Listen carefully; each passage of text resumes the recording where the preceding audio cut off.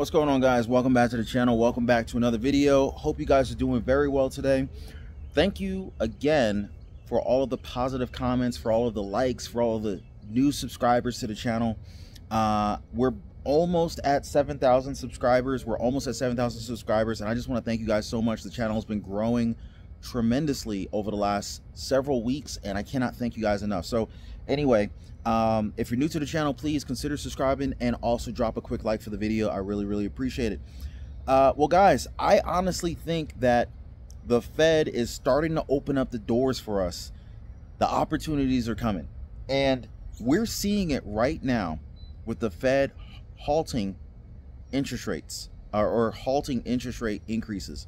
And got a little bit of insider information from a couple of local real estate agents, and I know that real estate is local, so you know it may be different for your area, but I got some interesting news from real estate agents basically confirming that real estate has actually been going up, and sellers have been raising their prices on the homes that they're selling. The number of days on the market has been dropping in spite of the fact that interest rates are at recent historic highs. And this is a big shift. Several real estate agents that I've spoken to have actually said that they're getting offers. Now, this does not go to all, this is not for all properties. These are properties that are in demand. These are not some crappy listings. These are really good premium properties. And so, no, we don't have potential buyers lining up 30 deep at an open house anymore, fighting each other, providing or offering a 10%, 20% over ask. Those days are gone. But I've spoken to a number of agents who have confirmed that real estate prices are definitely holding strong. And if we see the Fed max out at 2 more interest rate hikes, I think we may very well be at the bottom of the housing market. And so now may be a good opportunity to start paying very close attention to different opportunities. Because if we are potentially at the bottom of the housing market, the moment the Fed at some point in time in the future lowers interest rates, and they inevitably will, if you look at the historical patterns from the Fred website, which is the Federal Reserve Economic Data website, you can see the Fed has a history of raising and lowering interest rates. It's gonna happen. It's just a matter of when. Now, there's a lot of opportunities that are opening up, folks, and I personally think that the Fed has made it easier than ever to potentially get rich here. So, now here's another thing. Bank of America is scheduled to expand in 4 different states here. Now, we've been hearing a number of different banks shutting down left and right, bank closures, banks getting just obliterated thanks to the Fed's aggressive rate hikes and whatnot. Silicon Valley Bank, First Republic Bank, Signature Bank, you name it, right? It's been a little quiet since then. But what's interesting right now is that Bank of America is now looking at opening branches. Now, word on the street is that JP Morgan Chase has been eating their lunch, and they're now trying to catch up. Now, Warren Buffett, I don't know if you guys remember back in 2008, Bank of America almost went under among many other financial institutions.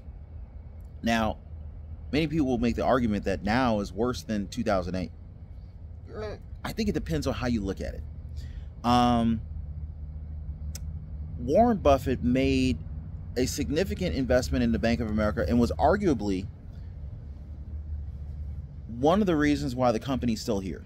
Personal opinion, my own personal opinion. It's not financial advice, not an advisor, I'm not a CPA, not a lawyer, same TMZ. But Warren Buffett had a lot of confidence in Bank of America, and he still does.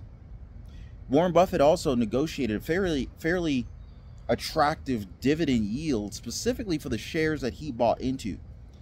The shares that he received, I don't know why my upper lip is like itching. It's the weirdest thing. Anyway, the shares that he received preferential dividend payments. So not only were they preferred shares, but they also received a preferential dividend payment. So the dividend that Warren Buffett generates off of his desperately needed investment in the Bank of America is paying off in spades, multiples. Profit margins great. His return on investment is phenomenal. And so I'm willing to bet that somebody like Warren Buffett,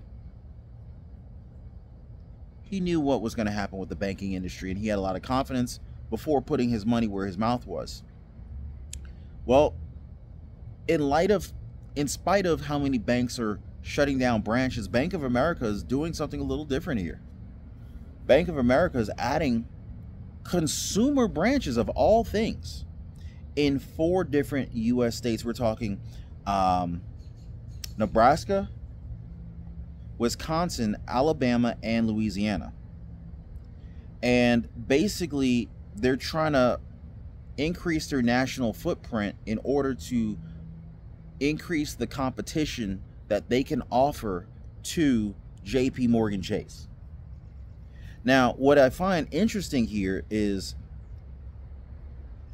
in spite of all the different retail stores that are closing, and in spite of the different branches from banks that are closing, these local branches, Bank of America is looking to expand their branches.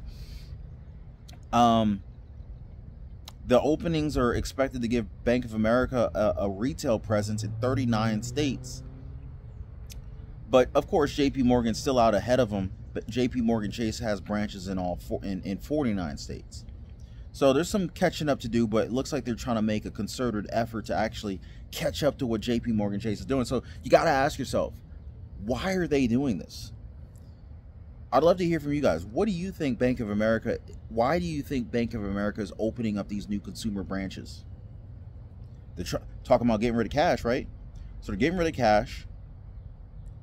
If they get rid of cash and they eventually bring in central bank digital currencies, it's like, okay, you don't have a need to exchange physical currency. What do you normally do in a bank where you might need a physical teller? And they're not saying tellers are going to be here, but they are saying that these are going to be for consumer banking.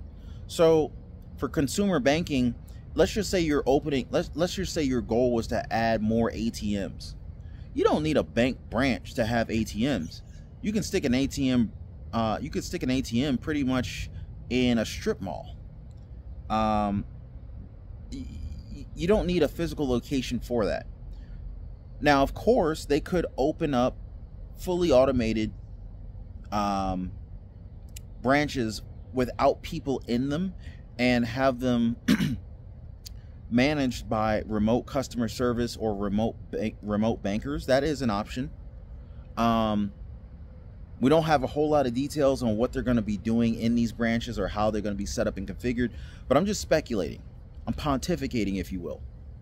So technically, if it was, let's just say, a tellerless bank that they're opening up, you might walk in there. Heck, you might not even be able to walk in there unless you have a bank account. Some of these tellerless banking branches require you to use your debit card or your Bank of America issued credit card to open the door. So the door will be locked and you'd swipe your card. It would maybe ask you for your PIN or something like that and then let you in. So if you didn't have an account, you're not getting in. That might be how these are set up, but maybe Bank of America's looking at it like, hey,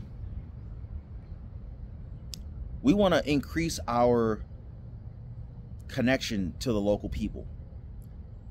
The GDP here in the United States is 65 to 70% driven by consumer spending. That's a very significant piece of the puzzle in terms of the gross national product here in America. So Bank of America will take your cash and re-lend that cash to applicants who are looking for credit cards, who are looking for a car loan, who are looking for mortgages. They're going to take your money and issue that money to borrowers, and they will profit off of the higher interest rate that they're going to charge the borrower compared to the interest rate that they're going to pay in your savings bank account. This is how banks make money. They're going to do this all day long. And we give them our money to do this, and we're okay with it. And I don't think that there's anything wrong with it. I think banks make bill payments and general money management significantly easier than managing your money without a bank. Can you imagine every time you got paid, you had to go physically go into like a branch to make a deposit or cash your check? Then once you got your cash, you're going to drive to like 10 different places to pay a bill in person? That's asinine. Do not sign me up for that. I would not be down with that. So banks offer a great service, but for that service, they're going to make money off your money. Consumer banking accounted for 38% of Bank of America's net income in the first quarter. The new branches aim to bring its services, which include banking, lending, and brokerage, under one roof. So they're talking about banking, meaning putting your money in the bank, depositing your checks, doing basic banking stuff, right? They're talking about lending. People are going to come in there and ask for loans. Most people don't pay cash for cars. The average car right now, even if you're not buying a BMW or a Lexus or a Mercedes or Audi, the average car, new car right now is about $45,000, almost $50,000. Most people ain't paying cash for cars that expensive. Just being honest. So they're going to the banks to get money. Bank of America is looking to strategically put themselves in a position to be able to offer that money for a price to car buyers, to home buyers. Most people ain't spending $400,000 on the median price of a home in cash. Where are you going to get that cash from? A bank, a lender, a mortgage company. So Bank of America looks like they're trying to strategically put themselves in position to be able to capitalize on that opportunity. And then, of course, there's brokerages. Now, Bank of America's got Merrill Lynch. Was it Merrill Edge? Merrill Lynch? I think it's Merrill Edge. I think most people who know of physical branches feel more comfortable with those types of businesses. That's just my own personal opinion and my anecdotal experience after talking to a number of other different investors, both new investors and existing investors. So yeah, you could invest in M1 Finance, Robinhood, Cash App, Mint, Betterment. Like, there's all these different online only brokerage opportunities and apps you could use. But I think some people who are not necessarily super duper tech savvy may feel more comfortable knowing, hey, there's a physical branch I could go into. You know what? I'm going to go with these guys because they got a physical branch. Maybe that's what Bank of America is thinking, and maybe this is why they're going the physical branch route. Just a guess. I don't really know. But CEO of Bank of America, Brian Moynihan, he said this: by expanding our capabilities in these markets, we are able to better serve clients and help drive local community growth. Yeah, so they want to better serve their clients. These could be business clients, these could be consumer clients, but either way, they're working on trying to better serve their clients. I actually called Bank of America today. I needed to speak to a customer service rep, and I had a very, very pleasant, positive experience, and my hold time was less than a minute and a half, even though it said it was going to be like 4 minutes. The representative I worked with was very helpful, very courteous, and was in the state that I live in.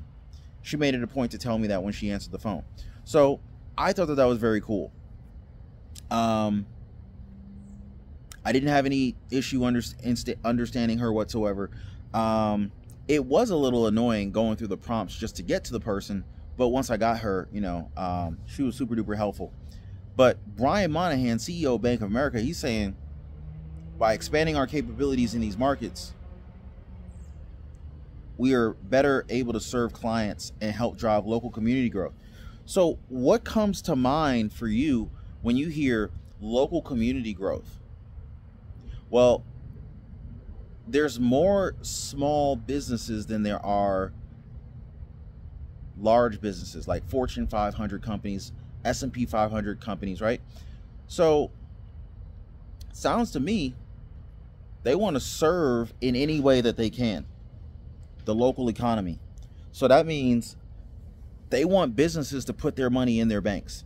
They want businesses to probably come to them for loans, for credit cards, for lines of credit, for and then from a consumer standpoint, not just from business standpoint, they want consumers probably to come in there because they offer these products to me. They offer these products to pretty much anyone. Not everyone's going to qualify, but that's how they make their money, through credit cards, through the interest charged on credit cards, through the fees charged on these credit cards. So does Bank of America think that the economy is going to be significantly stronger in the future, which is why they're opening up these branches to be able to lend this money out? Because a bank doesn't lend money out for it to not get it back. That's a losing proposition. So it almost seems to me like this is Bank of America essentially saying, hey, this economy is about to get strong. Let's strategically position ourselves so that we can capitalize on this growth. Hey guys, I'm talking about this wealth transfer. We've been talking about this significant wealth transfer that we're embarking upon. And it may very well be the greatest wealth transfer that we've seen in our lifetimes. And I personally think that if you position yourself in the right types of assets and investments, and if you utilize the right strategy, you too can actually capitalize on one of the greatest wealth transfers that we've ever seen in our lifetimes. Now, if you guys want to learn more about that, definitely hit me up in the comment section down below. Or if you want to take it to the next level, join me over in the Patreon community. There's a link in the description down below. I would totally appreciate hearing from you guys. I really hope that you guys got some value out of this video. And if nothing else, it got you thinking. Do your boy a favor, drop a quick like for the video, subscribe to the channel, and I'm going to see you guys on the next one.